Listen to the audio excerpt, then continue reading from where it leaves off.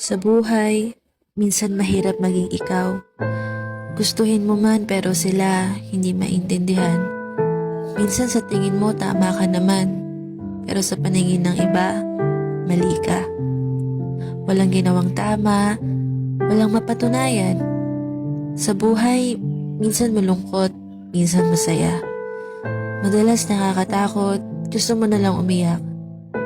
Minsan kontento, minsan di sapat. Ang hirap maging sigurista, ang hirap mag-isa. Ang buhay, hindi nawala ng tanong, hindi nawawala ng duda. Duda sa sarili, pangarap, o kahit pa pagmamahal. Ang buhay ay walang kasiguraduhan. Pero sa totoo lang, sinasabi ko sa'yo, ang buhay ay napakaganda.